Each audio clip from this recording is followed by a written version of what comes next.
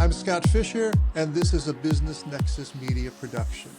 Usually we're breaking down quarterly projections or leadership structures. Today we're heading out to the field. I'm sitting down with Ryan Fisher, the founder of Flying High Retrievers. Ryan, welcome to the show. Thanks for having me, Scott. Appreciate you being on. So I want to start with the business itself. I've been looking at the website, and there's a banner right at the top that says Coming Spring 2026. It promises something epic is landing soon. This isn't just you holding a leash in a backyard. You're building a digital ecosystem. For the listeners who might think that this is just a local dog trainer, what exactly is the business of Flying High Retrievers? So I have some big plans for Flying High Retrievers. Currently, we have some blog posts up. We're going to be making some video content. We're going to start with some basic dog training, and we'll progress into some more advanced things. We'll be recording most of our training sessions all spring and summer and sharing some training layouts and things like that. Eventually, we'll be building in a members-only section, and there will be some exciting features within that we'd be excited to develop, and we'll be sharing in the future. Okay, so now that members-only zone, that sounds interesting. So that suggests a recurring value model. You're also offering seminar bookings through the site. So how do you balance the CEO side of running a media and events business, dealing with gear, branding, and tech, with the trainer side? And how do you keep the business administration from distracting you from the actual dogs?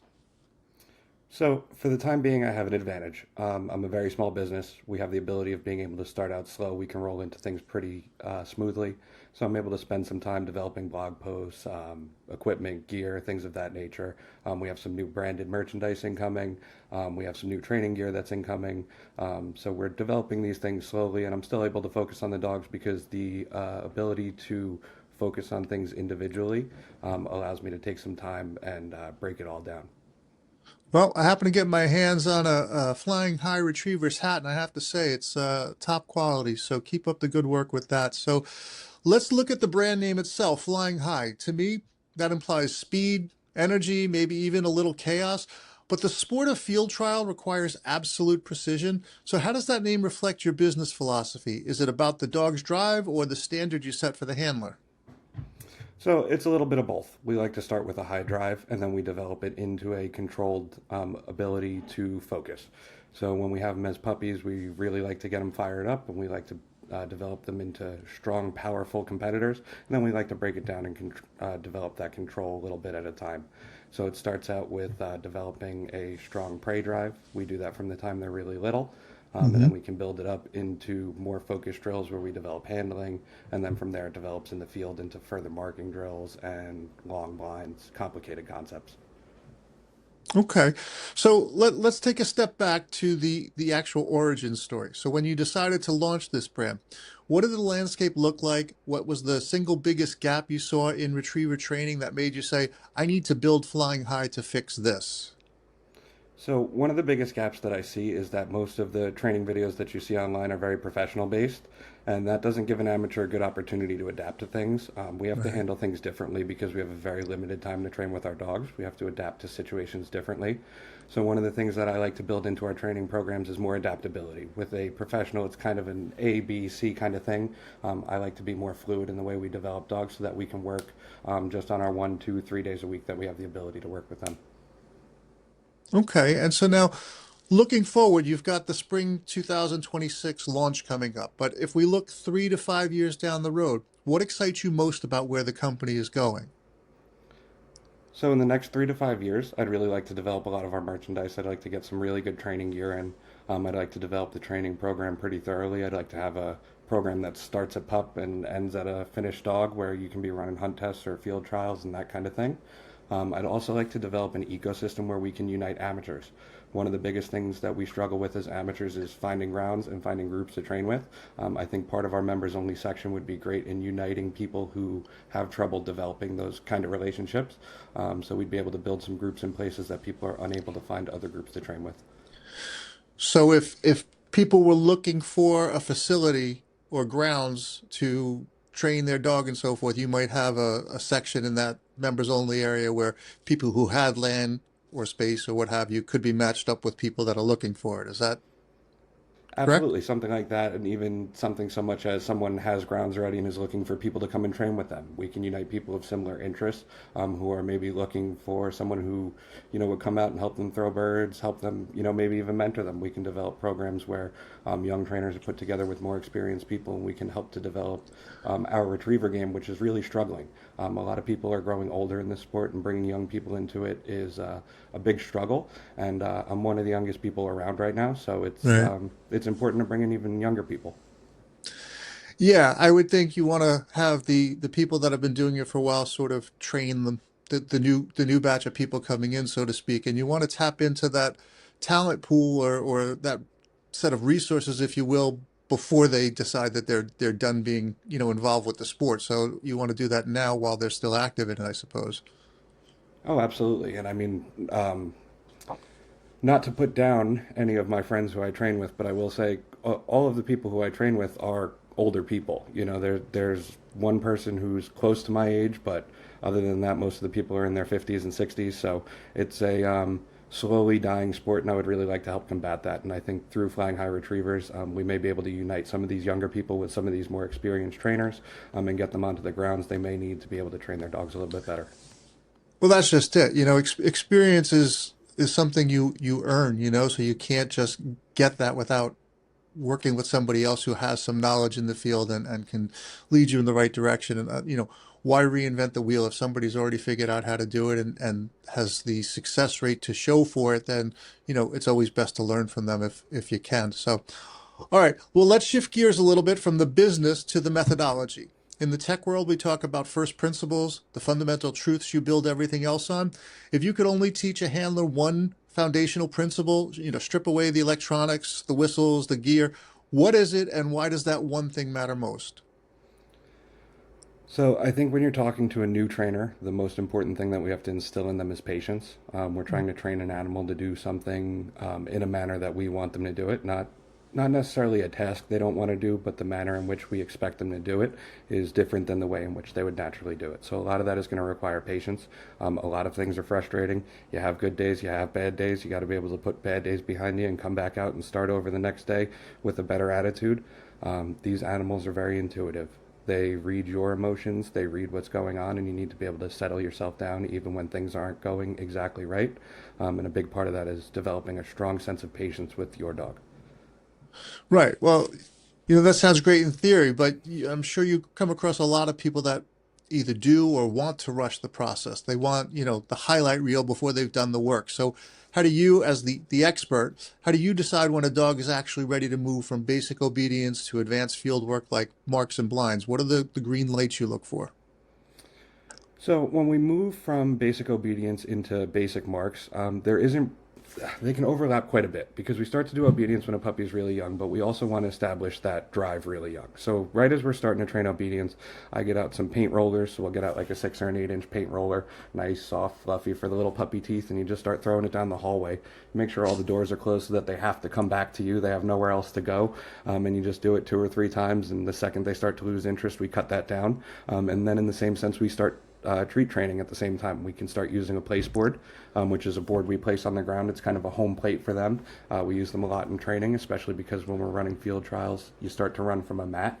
So having them establish a home plate mentality where they're comfortable in a specific position is very important. So we start that at a young age.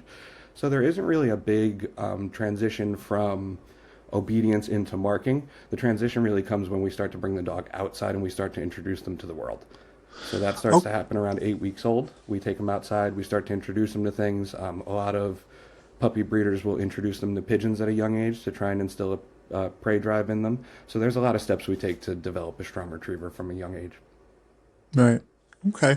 But there's also a distinction in the sport itself, right? So you have hunt tests and you have field trials. So what is the biggest difference between training for those two different arenas and how do you adapt your methods for flying high clients depending on their path?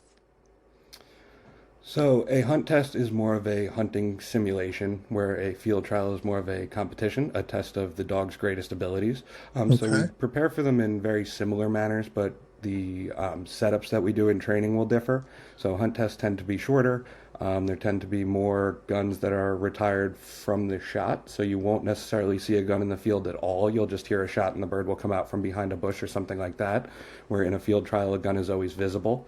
But then when we start talking about a field trial, we're talking about much greater distances. You can talk about 150, maybe 175 yards in a hunt test.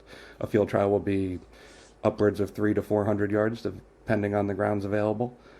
So the training really starts the same, but it starts to branch off depending on which field you want to pursue. Okay.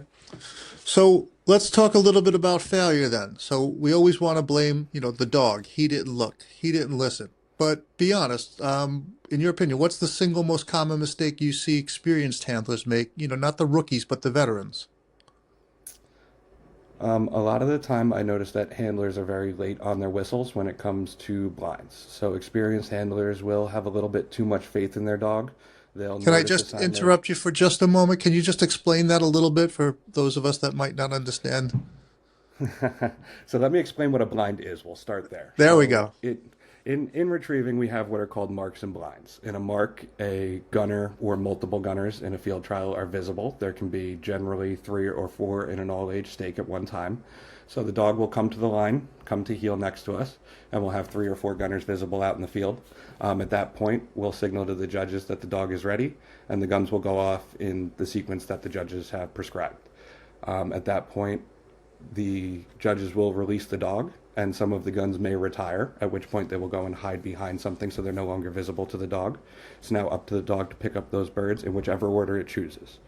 Um, in addition to that, the next series is what we call a blind. So a bird is placed without the dog seeing it. We bring the dog to the line, and we have to handle the dog all the way out there. We bring the dog next to us, and we begin with a send, in which we essentially line the dog up and send them in a straight line.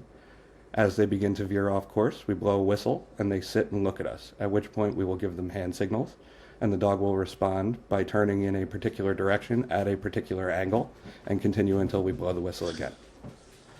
So in a blind, there are a lot of key factors that we're looking for. Essentially, you want to try and do it in the least amount of whistles possible. The ideal blind is what we call lining it, which would be where you line the dog straight up, you tell the dog to go, and at no point do you have to blow a whistle for them to stop. They run straight to the bird, pick it up, and bring it right back to you. Now, in field trials, those are exceedingly rare, if not nearly impossible, because the stakes are designed specifically to challenge a dog's handling ability.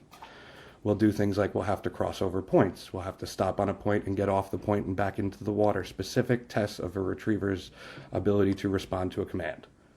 So one of the biggest mistakes that I see when we see experienced handlers running a dog is the dog takes off and goes in a particular direction. We all know what our dog's tells are. A shoulder drops, the head starts to tilt, the nose goes up, something like that. We all know that they're going to do something that they're not supposed to do. A lot of people in a trial will hesitate and give a dog the benefit of the doubt, hoping to get that no whistle, perfect blind. One of the things that I find very important is to take those extra whistles, because it's more important to have a cleanly executed blind with a few whistles in the middle than it is to just have a dog totally blow up. I'd rather bring a dog back with just, a few whistles where when we let that hunting or we let things go, we can lose the blind entirely and then we're on our way home. And in a situation where it's being judged, do the judges agree with that philosophy?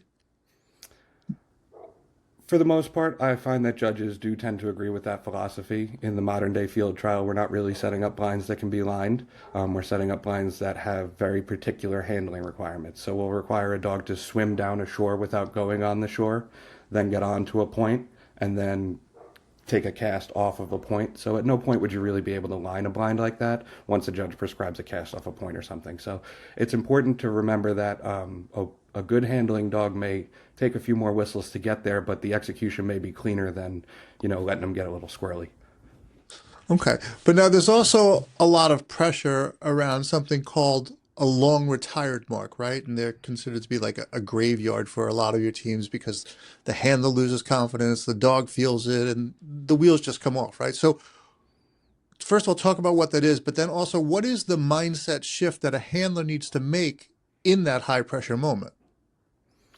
So a long retired mark is going to be a mark that falls relatively further in comparison than the other marks. So a long retired mark can happen in a hunt test at 175 yards, where the other mark is at 75 yards, and the third mark is at maybe 100 yards. So then you have one long mark out there, and the retired factor would be that when the bird falls, the gunner then goes and hides. So there's no longer a reference point for the dog to make off of the gunner. Now, one of the hardest parts of that is sometimes dogs have trouble referencing things out in the field, but that's something that we train for specifically. So we go into a mark like that with a different mindset. We go in and we have the dog target both the gun and where the bird will fall prior to the mark falling, and then we have an established pattern for the dog to fall back on when the retired mark, when it's time to go and pick up that retired mark. Okay, but how do you coach them to stay composed when the judges are watching? Because I'm sure it's different, in the backyard, so to speak, than it is when you're on the line at a trial. Well, there's nothing quite like it. I've actually spoken to a few pros of trials, and I said, "Hey guys, when does this feeling go away?" And they kindly remind me that that's the reason that they run field trials, is because that feeling never does go away, and it's something to look forward to every time we go out there. So it's really hard to say that you're ever going to be able to completely get over the pressure, because the best in the world, they don't get over the pressure. But there are certain things we can do. We take our time. We ensure that we communicate clearly with the dog. You want to make sure that you use the same commands every time. We want to be very consistent when we're training our dogs, because that consistency then translates to our testing atmosphere. If we're inconsistent and we're using different words for different things all the time, how are we going to communicate with them when it comes time in the test? But for the handlers, I don't know if you ever really lose that gut feeling when people are watching you. Well, that's probably a good thing to have a little bit of that. I don't want to say nervousness, but you know what I mean. But like that edge, so to speak, so that it's fresh and you're engaged, right? Well, I like to tell people that hunt tests are fun because you go and you compete against a standard, but field trials are different because there's placements. You have first, second, third, or fourth. So when you go to a hunt test, everybody can pass on any given weekend. Not that on any given weekend every dog does, but every dog can pass or fail. They're only judged pass or fail. When you come to a field trial, you have first through fourth and that kind of stuff. So I tell people that with the competition level that we're at, we kind of pay money to go out and get kicked in the teeth every weekend, but you better do it with a smile, because you're back again the next one. Okay. Well, all right. Now we've covered a lot of theory, so I want to ground this in reality. Can you share a specific moment, whether it was one of your dogs or a client's, where maybe a small foundational adjustment made a really dramatic difference?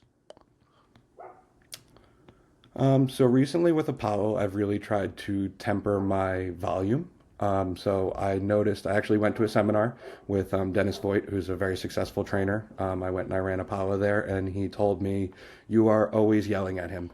He said, "You have nothing left in the tank." He said, "You can't always be yelling at him, because then when you need to yell at him, what do you have left?" So I've really been working lately with just speaking with him very calmly and very quietly. And I've noticed that it really does, it leaves some in the tank, so that when I need something and I really need to get through to him, I can increase the volume and increase the intensity. And I'm able to get a much better response from him than I was before. Okay. So now, is there a specific drill that you use that consistently produces, like, what we'll call the light bulb moment for people? So, when it comes to handling your dog, specifically on blinds, an important part of handling the dog is being able to get them to turn left or right. We call that heeling and hearing. So, we use the word heel, we use the word hear. When we say heel, we mean turn to the left. And when we say hear, we mean turn to the right. I know it sounds crazy, but they understand. It's also paired with some furtive motions. So, we make small motions with our leg where we'll push the dog away from us, or we'll take a step away from them, and the dogs eventually are trained to come back and forth with us. We develop that through a drill called the wagon wheel.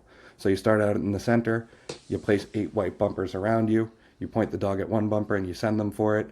And then generally at the beginning, in order to teach them heel and hear, we have a tag lead on them. So we have a small chain attached to their collar, and we pull them to the right or we pull them to the left with us as we say heel or hear and take those small steps. We then help them identify the next bumper and we send them for that one. Then as they return, we continue to work on that healing and hearing. Eventually, we're able to take that tag lead off, and we're just able to make small motions and use our word cues or tap our leg and things like that. And the dog turns with us slowly. And I really think that that's a big part in not just the in training the dog, but also in training the handler. You really learn to work with your dog within that drill. for the uninitiated, there's clearly a lot more involved with this than one would think. It's not just go fetch and, bring me back the ball like you do in your backyard. Am I right? I mean, might be the common misconception. So one of the biggest things that we struggle with is just people understanding the sport, the real complications that go along with it, the time and effort that goes into these dogs. We start with them from when they're 8 weeks old, and we train them up until they're 4, 5, 6, and you don't really see them in their prime until they're usually 7 or 8 years old.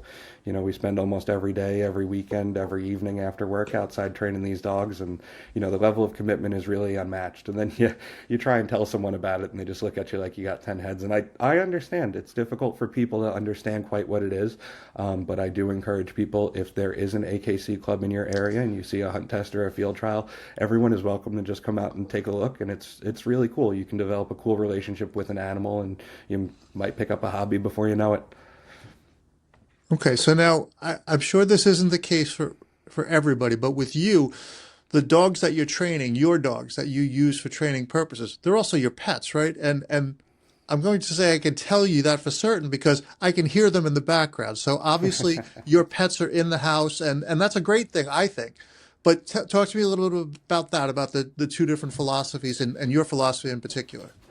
So there's a lot of people who believe that their working dog needs to be outside. They live in a kennel and that sort of relationship with them. And a lot of professionals kind of abide by that. But I firmly believe that our relationship with our dog is our number one tool that we have with them. One of the best ways we can develop that relationship is by spending every day with them. They live with us in the house. They spend every day with us. They start to develop a sense for what we're feeling. So then when you're at a trial, when you have those emotions and that kind of thing, they're a little bit more in tune with you. When a Right. dog lives outside or goes to a professional trainer and you haven't raised it since it was a puppy, you and that dog have kind of a weird passive relationship where now you're trying to communicate with a dog who doesn't exactly know how you communicate. My dogs can tell strictly based off my tone if I'm happy or sad with them. They don't need words. They don't really need commands. There's certain small motions I can make that indicate to them to sit or heel and things like that. And that's a kind of relationship I don't think you build with a dog who lives outside or spends its entire life on a professional trainer's truck.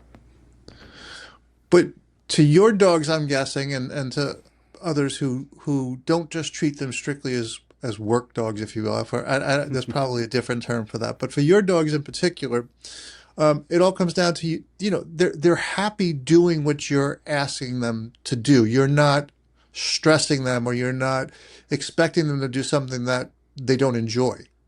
Oh, if they didn't enjoy it, I wouldn't take the time. Trust me, it's Right. it's a lot of time out of my day. It's funny because I actually accidentally wore a white hoodie today, and now we wear white when we're doing field trial training because it creates a lot of contrast, so the dogs can see us. But Okay. I wore a white hoodie in the door today, and Apollo was quite excited and went blasting out the door and running to the truck. And I had to tell him, no, no, bud, we're not going to train today.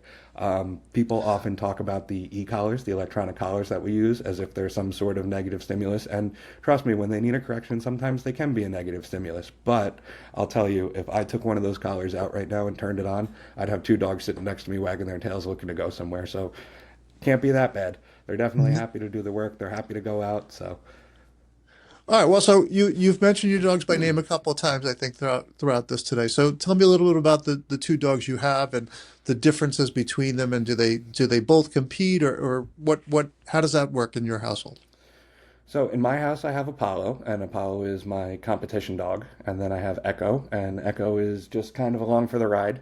She's shown me some characteristics where, with the amount of time that I have, I found it more productive to devote all of my energy into the one more promising candidate. She can be a little difficult. She was a bit difficult to get through puppy stuff, but that's not to say she doesn't come out and train with us. She still comes out and gets marks with us. She still comes out and she runs blinds. But in terms of our focus, I've really focused and locked down on Apollo. He's a top level competitor. He's really going to be running some qualifying stakes coming up actually in a couple of weeks. We're going down to Georgia, and he'll be running a qualifying stake down there. And then coming this spring, he'll be running qualifying stakes and running some amateur all-age stakes as well.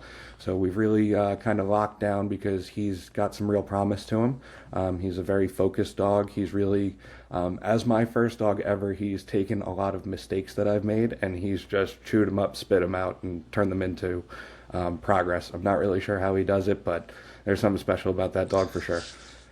Well, the trainer is has to take a certain amount of responsibility and get some credit there as well, I'm sure. Eh, I mean, it's a little tough for me to take credit, but I do try occasionally. He's a good boy and he's progressing well. We've developed our skills with some top level amateurs. We've had some very good mentors along the way. Some people have welcomed us into their training circles, and we're very lucky for that. So that's a big reason on why he's the dog he is today. Okay, so how old is Apollo? So Apollo is now 4. He will be 5 in June. He's really starting to reach his prime right about now. We have some water work that we need to clean up, but he's really starting to reach his stride. So I'm very All right, hopeful for him. again, for the uninitiated, waterwork. What is So that? So dogs, in the trial, we work on land and we work in water. One of the major disadvantages that I have living on Long Island is I have some very limited access to competitive quality water. I know that sounds crazy because there's little ponds and lakes all over, but what we need to train the dogs for these competitions is very specific. These bodies of water will have islands and peninsulas, different shallow depths and things like that that we utilize specifically to train the dogs. So we travel quite a bit. We go upstate. We're heading down to Georgia. We go down to New Jersey and Maryland. There's a few different places we go to train to get access to this water. So being winter, he hasn't been in the water very much. So heading down to Georgia, we'll hope to clean that up. And then come the spring, we'll head upstate and we'll start to clean it up again, probably the second week of April when it starts to warm up.